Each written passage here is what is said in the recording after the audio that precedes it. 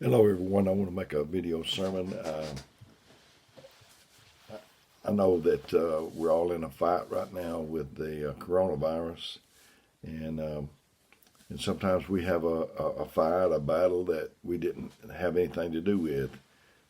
It's a fight we didn't ask for, pick, or choose. The reality is none of us get to choose. Well, we hadn't even heard of the coronavirus, and now it's ours, ready or not, like it or not. There's a lot of things we don't get to choose, and I just wanted you not to be distressed when something comes along that you didn't choose. We didn't get to pick our mamas. No, I don't want you. I'll take that lady over there. We didn't get to pick our daddies. We didn't get to pick a lot of personal things. You know, pretty people act stuck up like they got to pick it out at the store or catalog that beautiful, which they didn't. And they look at ugly people like they chose to be ugly. And we don't get to choose things like if our nose sticks out or ears are too big, or you just wake up with it. And whatever it is, you just have to deal with it. It's not like all the babies got together and one of them said, I think I'll just choose a crackhead mama. And I want to tell you that not all of these ideas are original to me. I've heard someone say similar things. There's really not much that we have that's all our own. And I don't know if there's anything because we got it from somebody. But I just want you to know that I listen to people, and I've learned from different people, janitors, children, and things. So this is something I got from somewhere, if not all of it, part of it. We don't get to choose if we were raised in domestic violence. You got to fight with something that you didn't even choose. It's different from the battles you get to pick. These battles you didn't look them up; they looked you up. You work up in a situation that first of all you don't even really understand. I mean, why does daddy hurt mama? Some families had to deal with that. None of us get to choose our abusers. All of us are trying to recover from something we didn't choose. It's not like I ordered it from a catalog, it just happened to me. And now I've got to deal with it. Nobody escapes it. Everybody listening, and me included, we've had things that we didn't ask for. I think, and I've said this before, but I'm not sure there's a reason that not one baby is ever born laughing. Every baby, whether it's black or white, rich or poor, starts off as born crying. Because you were born in a fight that you didn't even get to choose. And today I want to tell you a story about little David who stepped in a battle that he didn't choose.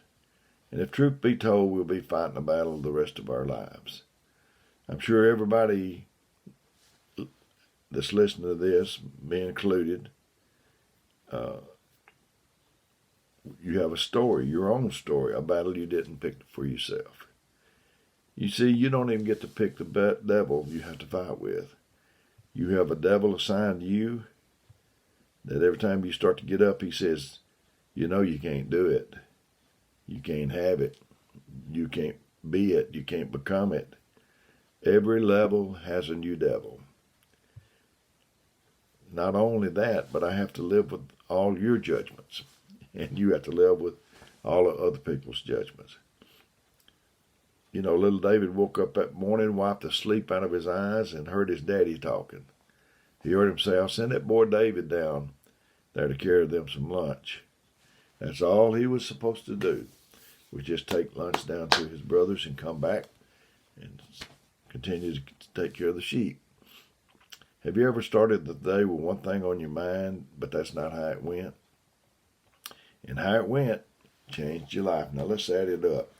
I'm going to read 1 Samuel 17:21 through 29 in the King James Version of the Bible, and it says, For Israel and the Philistines had put the battle in array, army against army. For Israel, and David left his carriage in the hand of the keeper of the carriage, and ran into the army, and came and saluted his brethren, and he talked with them. behold, there came up this champion, the Philistine of Gath, Goliath by name, out of the armies of the Philistines, and spake according to the same words, and David heard them. And all the men of Israel, when they saw the man, fled from him, and were sore afraid. And the men of Israel said, Have you seen this man that is come up surely to defy Israel? Is he come up? And it shall be that the man who killeth him, the king will enrich him with great riches, and will give him his daughter, and make his father's house free in Israel. I'm going to talk about this in a minute, I hope, but this is significant. And David spake to the men that stood by him, saying, What shall be done to the man that killeth this Philistine from Israel? This Philistine, to take away the reproach from Israel. And who is this uncircumcised Philistine? He should defy the armies of the living God. And the people, he asked, they had already told him, and he asked again. He wanted to be sure before he committed. And the people answered him after the same manner, saying, So it shall be to the man that killeth him.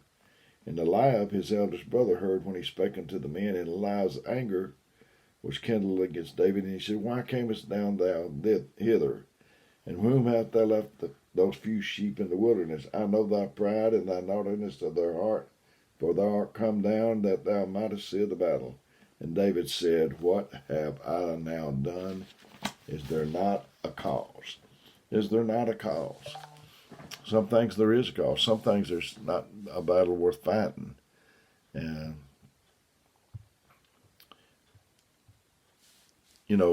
Goliath wasn't even in David's calendar.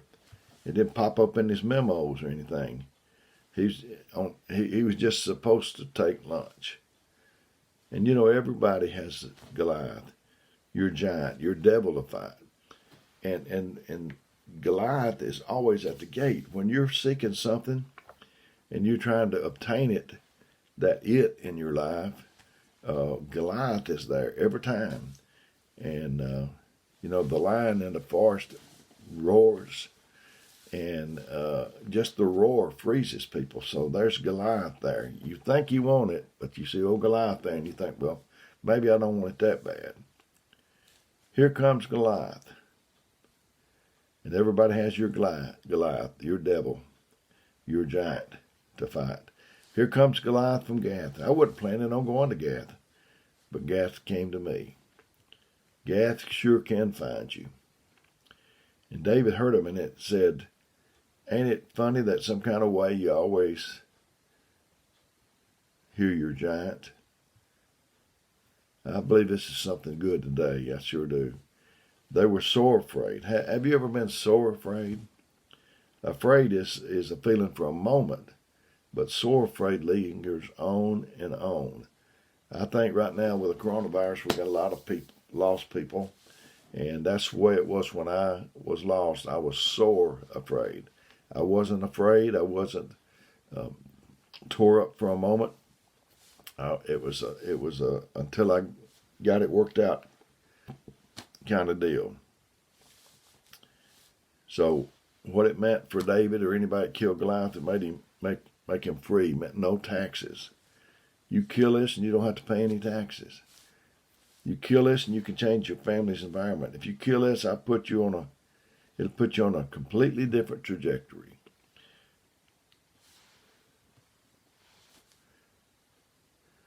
You mean I've got a chance to have another kind of life? If I can just kill this giant, then I'll be free? Wait, David, you don't even understand. You're not even in the army. But so shall it be done to the man that kills him. If you kill your giant, you get it all. And that's the way it is with us. We're not fighting Goliath, but if we kill our giant, we get it all. Killing your giant will affect who you marry, where you lodge. It'll open doors that change how your story ends. I don't think that I'm the only one that's got a giant standing between me and whatever I'm after. I'm sure there's people out there. I know there are. You have. Every time I try to go after anything, here comes that something from Gath trying to stop me from reaching the next level.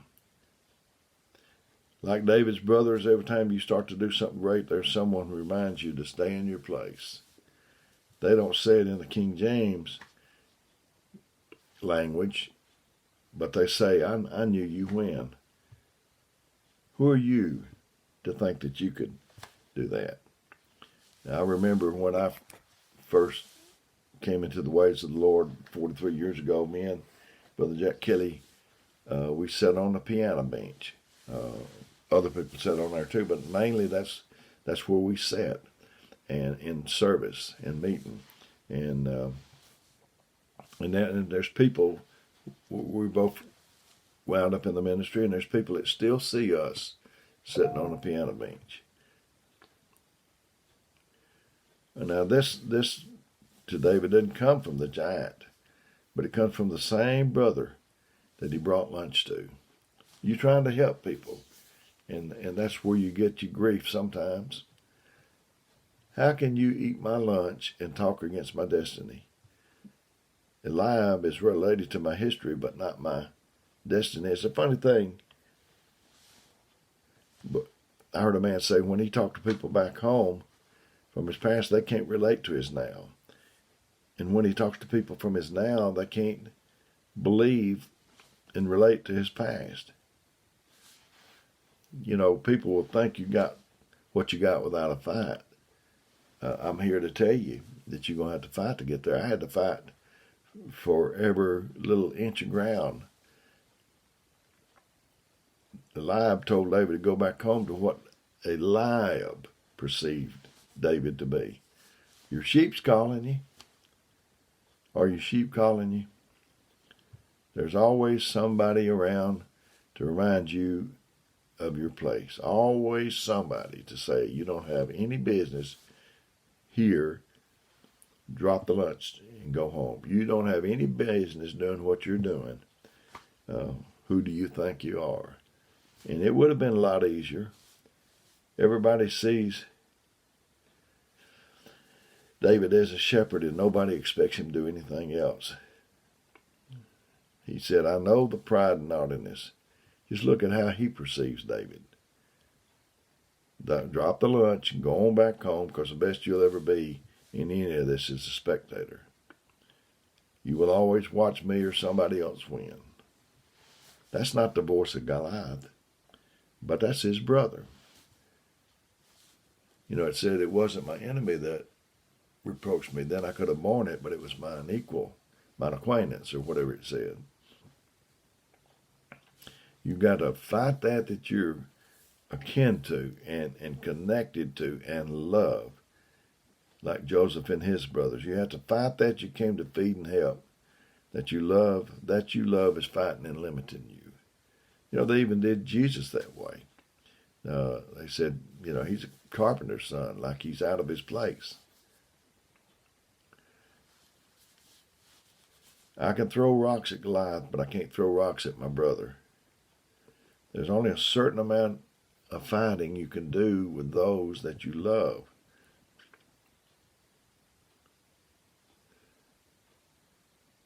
The greatest response to a devil is a decision.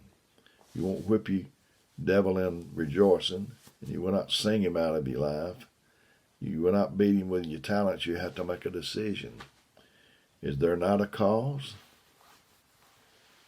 Or in other words, ain't it worth it? Ain't it worth it? I think I made another video on this maybe a pretty good while back, but I think it's pertinent to the day we're living in. My future is tied to it. Even my wife and family are tied to it. My self-esteem is tied to it.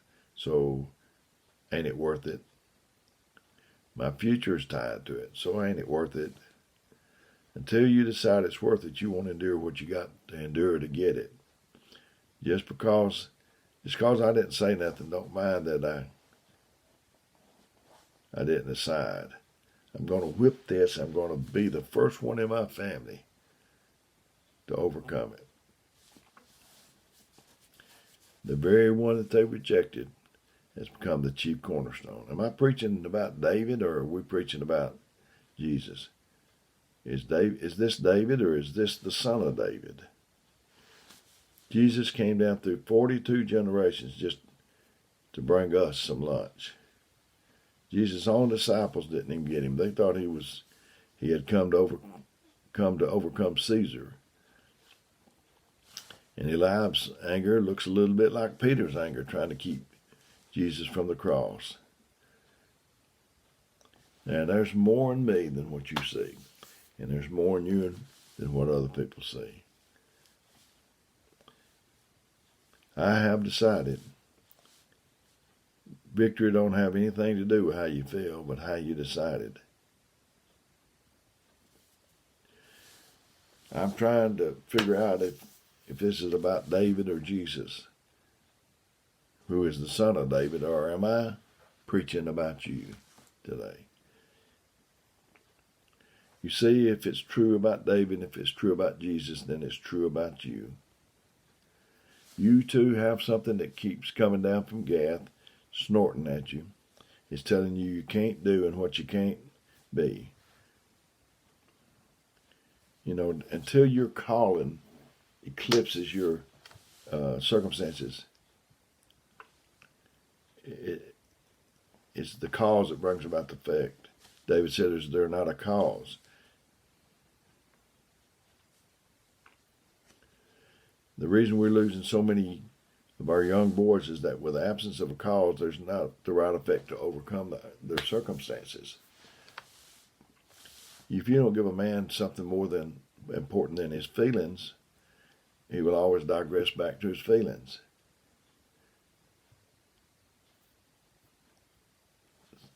As soon as you get tired of having the devil walk over your destiny, you'll go forward.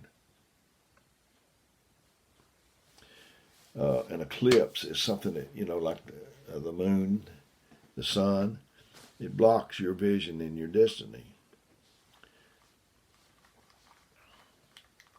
David came to deliver lunches until the cause eclipsed the conflict and the circumstances. Have you ever been scared of something? When what is in front of you is more important than what's behind you, you always find a way.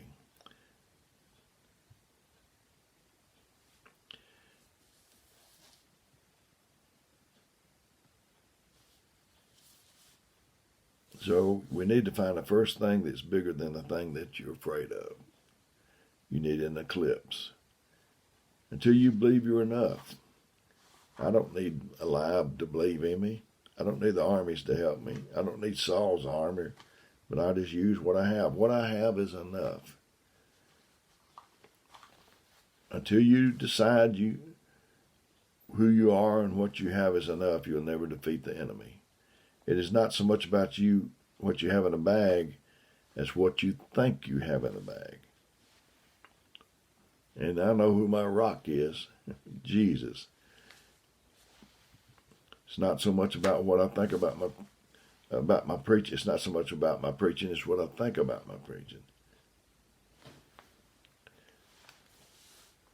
Even David's daddy didn't think he was enough. The giant didn't think David was enough. The only one that thought David was enough was David.